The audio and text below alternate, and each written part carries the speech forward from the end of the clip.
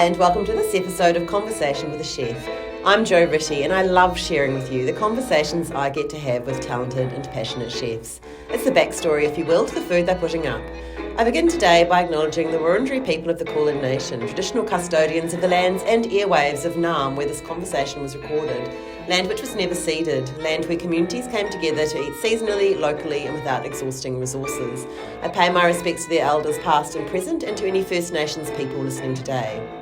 When I was asked if I'd like to talk to Michael Wilson, chef patron at Michelin Star fine dining restaurant Marguerite, as well as Hortus in the Gardens by the Bay Flower Dome in Singapore, I of course said yes.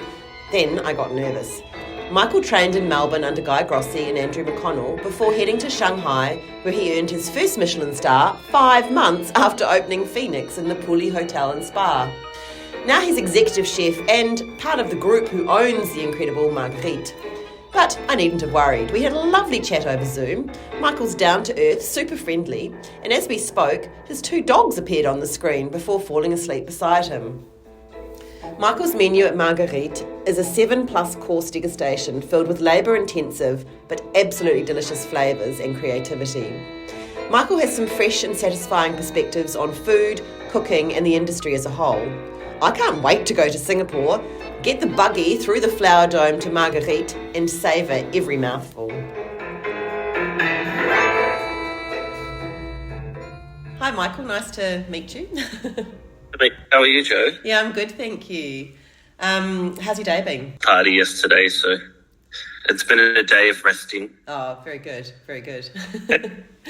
Now, I haven't been to Singapore apart from passing through the airport, but I have seen photos of the gardens by the bay, the Flower Dome, and it just looks amazing. I mean, it's very Instagrammable, isn't it? Yeah, it's very much like a little secret wonderland, right? Yeah. How amazing to work there. It's good, air conditioning all the time. Yes. Yeah. Yeah, right. Yeah, because is it quite humid in the actual dome, or is it? The domes are Mediterranean, cool and dry. Okay, beautiful. And so we don't really worry about the heat. No, wow. Oh, look, you got a little friend there. That's so cute. And I read somewhere that diners can get some kind of breezy limousine ride to the restaurant. Is that a thing? So at the main entrance of Gardens by the Bay, there's a pickup point. So then we'll pick them up in a golf buggy. So I'm really interested, like, how do you get to be working in like a really magical place like that? I know you started in Melbourne under Grossi and McConnell. Did you, when you were starting out, what was your vision? Because you had a really steep trajectory. Was that what you always wanted? Did you always know, let's start at the beginning. Did you always know you wanted to be a chef? Yeah, I started working in the kitchen when I was 14. Yeah. Washing dishes, get some pocket money. And then it just progressively, at 16, I left school and started an apprenticeship. Back in the day, you looked at like those fancy places at Crown Casino and you're like, oh, I want to have a restaurant like this one day. And then the thing about like the trajectory and success and stuff is, right, it changes the further you climb up the ladder or the further you feel you've gone up, your perception of success changes dramatically. I mean, I don't perceive it at the moment to be successful or anything like that. Just another guy trying to make his way in the world. Because it really does change. Like you even look back at 2 years ago, and you're like, oh, what were we doing? Yeah, but you seem to get stars quite quickly, like Michelin stars. How do you? I can't tell you like. There is I think there is a formula. Yeah. Of balance of service versus the most important thing overall is the concept. Is the concept strong? Yeah. Does the concept make sense? Is it understandable? Is it value for money? No, I'm not saying is it cheap. I'm saying is it worth it? These things have to be there as well, not just quality of food. And then sort of, I feel like I've kind of figured that out a little bit, and then now it's trying to figure out how to get a bit further, right? How much further can you go? What does that mean further? But, I mean, you know, we all like to rag on Michelin, but we all want Michelin stars at the same time, right? So, Yeah. like, kind of the greatest recognition you can get for what you do Yes. and the team. The impact it has on your business is so profound that it's like the best marketing tool. It's like I've seen restaurants that are dead quiet and then they get a star and then they're full for like 6 months. Yeah, but then there must be a pressure to maintain that, is there? Absolutely. But the thing is, if you can get it, you know what to do, right? Yeah. So it's just consistency, right? And then having all the procedures in place in order to obtain consistency and maintain consistency. Yeah. And then after consistency, then you want to improve, right? Yeah. The easiest way to improve, is as your team grows with the business, so then everyone gets better together. Yeah.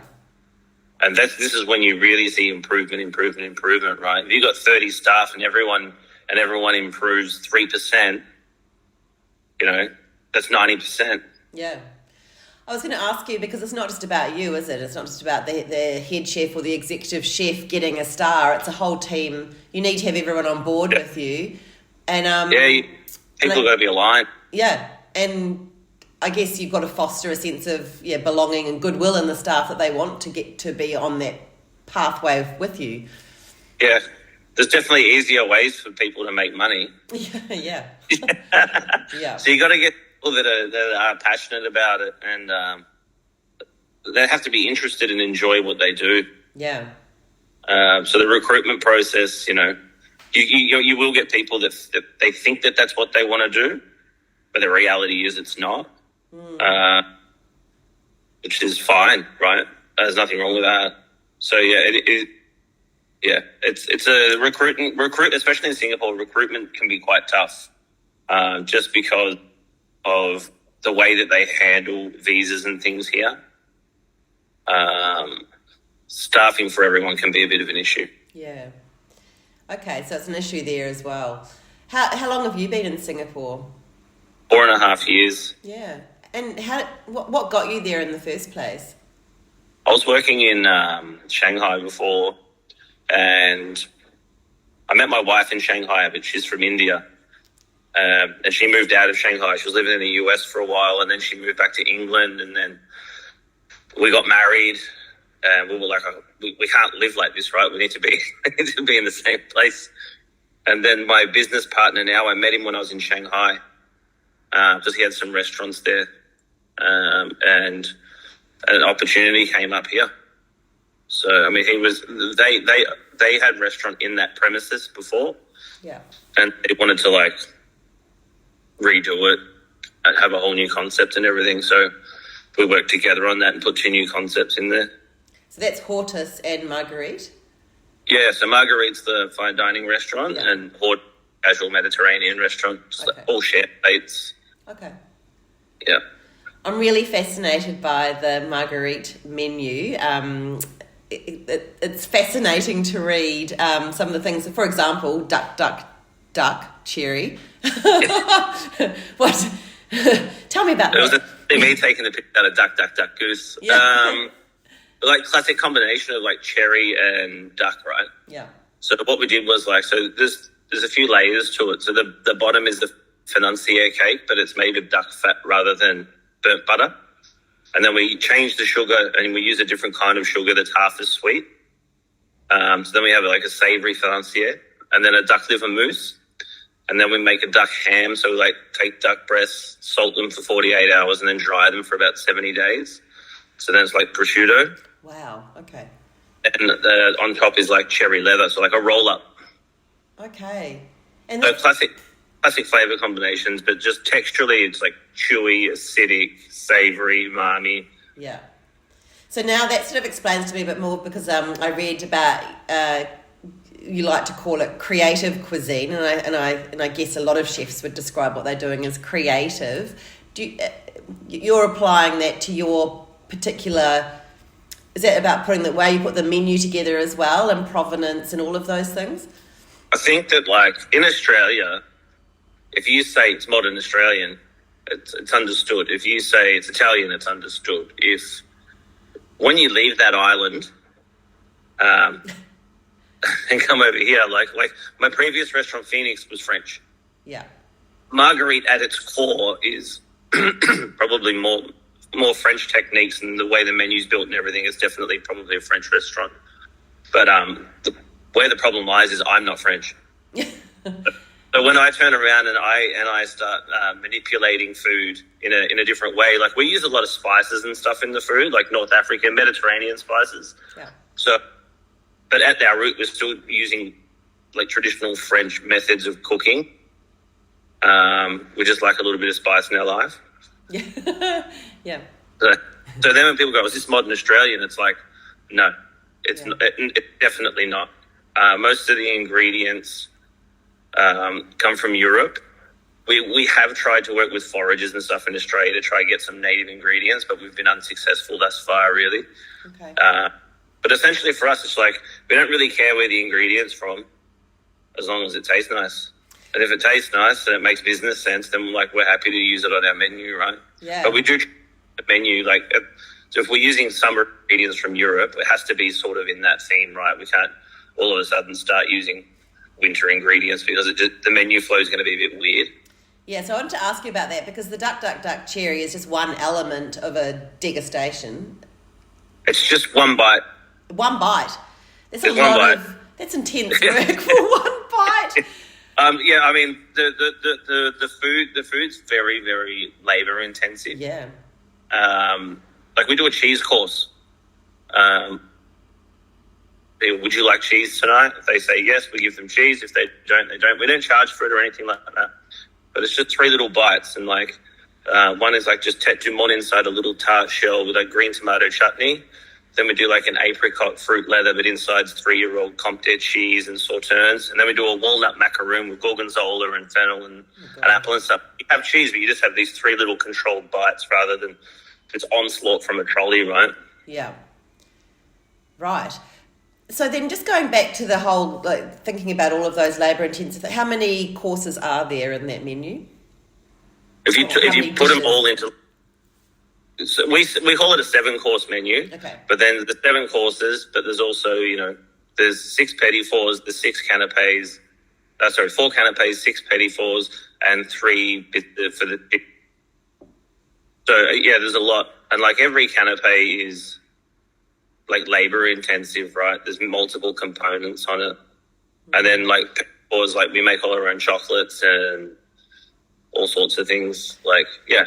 So I guess, this is a stupid statement really, because obviously you do. Just the planning for that, do you have big whiteboards? Do you have, because you must be thinking 70 days out for this thing and then making the chocolates on this day. There's so much going on. Oh, so divide and conquer. Yeah. Yeah. So I have a head chef and a sous chef that look after sort of the savoury side, and then I have a pastry chef who looks after all the desserts for both restaurants. So I kind of work with them independently. They all work together, but I'll have the meetings with her and I'll have the meetings with them. And yeah, planning is it's always handy to look at the menu from that time of year, the year before, and that'll tell you straight away what ingredients are in and what you used last year. You'd think you would just, but you don't. Of course, if it's spring asparagus is in, right? We all know that, but we're looking for those nuanced things. And then I have tried the whiteboard method. What I found works, because you got to have an omnivore menu, you got to have a menu, and then we have a vegetarian menu. Yeah. So we have to plan for. So because it's a set menu, and say we're running duck, we always have a suckling pig dish in the background that's not printed on the menu. So there's always a whole nother menu behind the menu. And we're lucky because we have another restaurant upstairs. So for the suckling pig, we can take out the belly part and we sell the legs upstairs. So we can literally just cherry pick the best out of every ingredient we want to use in the restaurant and then sell the rest upstairs in another restaurant. Yeah. But typically menu planning, you're looking at you're testing 3 months out. and you're implementing when the season changes. But like, yeah, in a couple of weeks, there'll be a new implementation. So like we're coming off the spring, so we're coming off the rhubarb, the asparagus, we're coming off all this stuff, and we're coming into summer, so we're coming into like Momo peaches from Japan, so like really super fragrant. Coming into cherries, we're going to be using duck from Chalans, and then there's beautiful zucchinis called trombette from Italy. And most people eat zucchini and go, it doesn't taste like much, but these are like, yeah, hardly any water in it. They're about $50, $60 a kilo. Like they're super expensive, but they are like, they're amazing. You eat it and you go, wow, that's what a zucchini is supposed to taste like, right? And what will you do with that?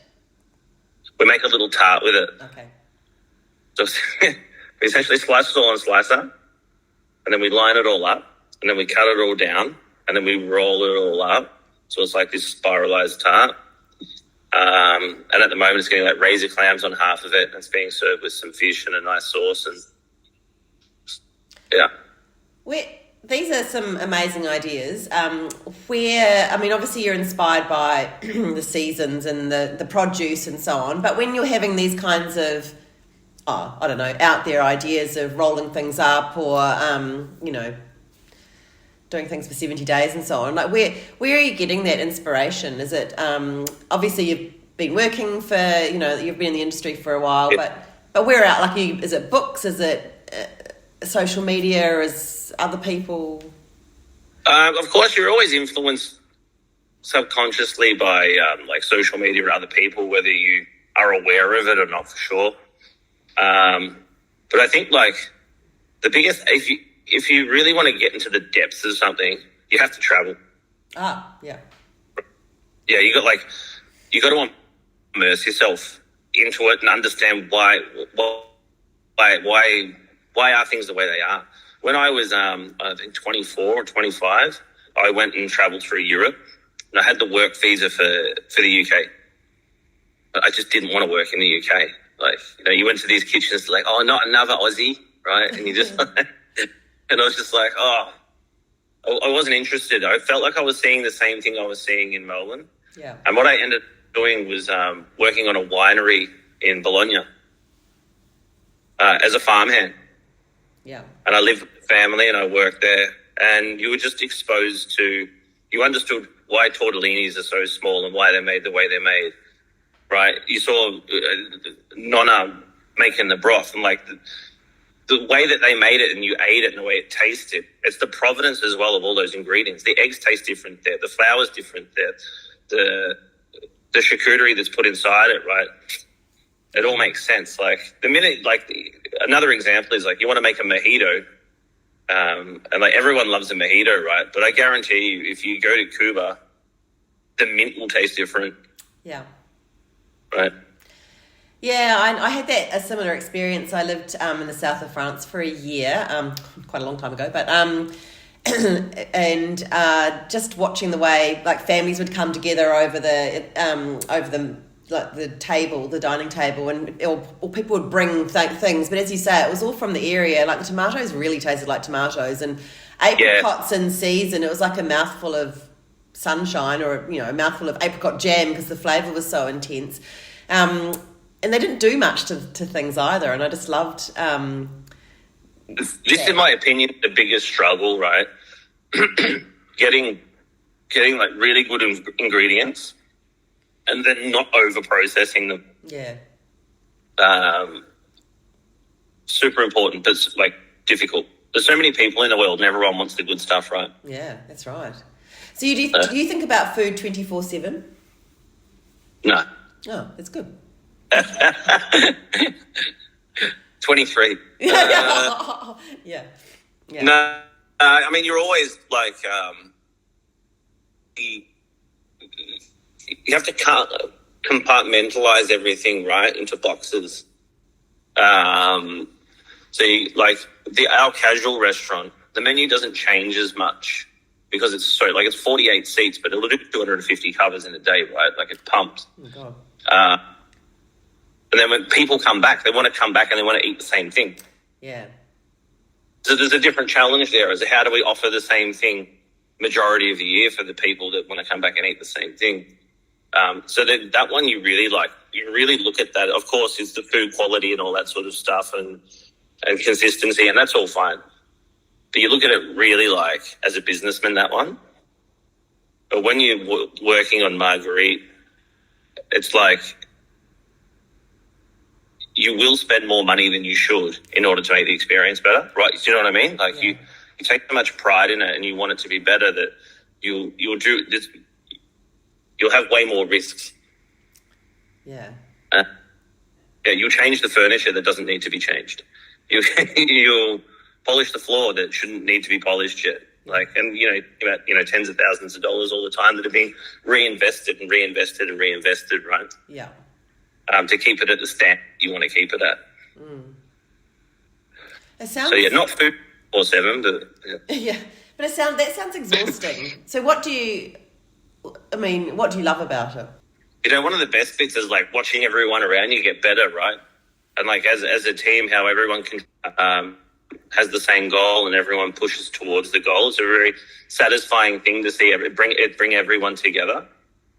That's a really good thing. And another thing is it's like it's not you against like other restaurants. It's not like you against like being the best. I don't believe that there is a thing, the best restaurant in the world. I'm not an advocate for this. It's you against yourself. Yeah. And like, because no one's going to make it better other than your team, right? It doesn't matter which journalist says it's good or this needs to happen, but ultimately you can't rely on the media to give you success, right? You have to earn it. Yeah.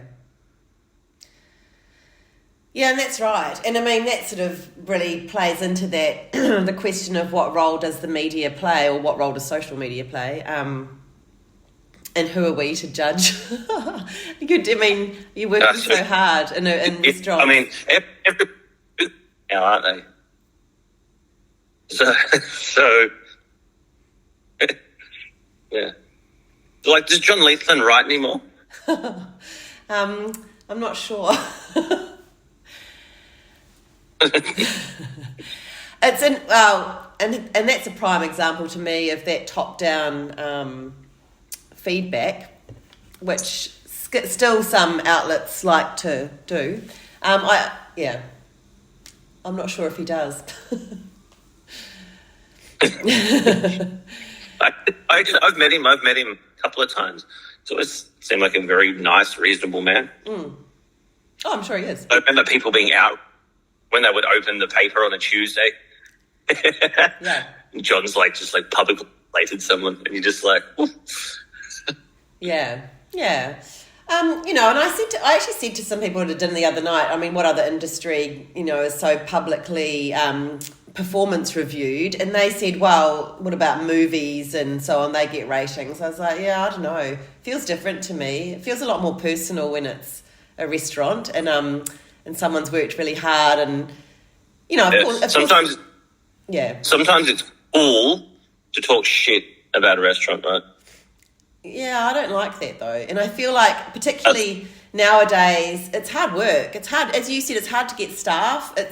The food costs are enormous. And so to navigate all of those things and of course you have to meet certain standards and of course, people have to feel like they've had a good time when they've come to eat. But I mean, I think the diners have to play a part in that as well.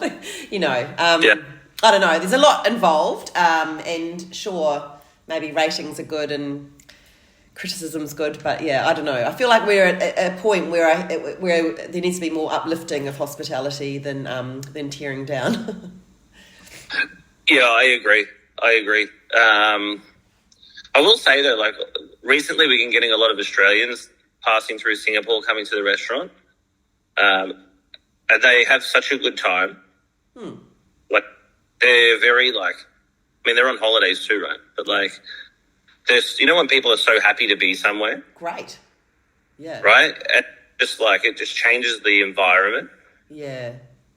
It's there's nothing worse than people when they go to a restaurant and then they bag it, but they never really wanted to go.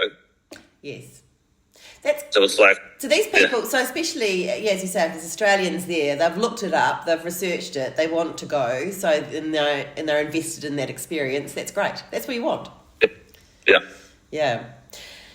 I feel like you've probably already answered this along the way in terms of what would your advice be. It's a bit of a fraught question. I asked this of someone recently, and the question is, what's your advice to young people who are starting out as chefs? And he said, where are those people? Number one. Nice. Yeah. Yeah. I'll tell you what, it's easier to get chefs here than it is front of house staff. Oh. I feel like the professional waiter is actually dying out quicker than the chef. Personal opinion. Yeah, but like, want to be a chef. I mean, like, don't go work at the Fat Duck, right? Go work in a bistro. Go work somewhere like I went and worked with Guy. The first guy I worked with in a suburban restaurant, he taught me how to work. Right, be on time, work hard. That's what he taught me. Then I went and worked with Guy, and Guy taught me how to actually cook with my hands and my eyes and my ears and my nose, and of course my palate, right? And then I went and worked with Andrew, and then Andrew taught me like a lot of cross-culture stuff and like how to control the kitchen with like rigid recipes and things like this. So I wouldn't recommend that if you first job in hospitality, you go work in a fine dining restaurant. I recommend you go work in a busy bistro, something like this, where you learn to cook. Yeah. Because if you don't know how to cook instinctively, then you're going to have an issue. Because you're just going to learn in these other places how to cook someone else's recipe perfectly, mind you. Yeah. But then when people, like, what are you going to do? You're really good at using agar, yeah. Yeah. Can you still be surprised by food, by flavours or dishes? Yes. Yeah. Wouldn't that be Jay today? I don't like food anymore. Yeah. It would be disappointing, yeah. Or, yeah. I went to most recent sort of surprise. I went to Dewa Khan in Malaysia, in Kuala Lumpur, and he uses a lot of indigenous ingredients from the jungle and stuff in Malaysia. That was surprising. Like, it was the dessert that was made from chocolate, but not from cacao. Oh. A different thing altogether. He just lots of little jungle ingredients and stuff. It was pretty cool. So yeah, for sure you can be surprised. But I think the other thing is too, like, we talk about trajectory and you talk about expectations and perception, right? You know, as we start to get impressed by this and this and this and this and this and this and this, more we really want like this and this, this and this. Yeah. You just want the perfect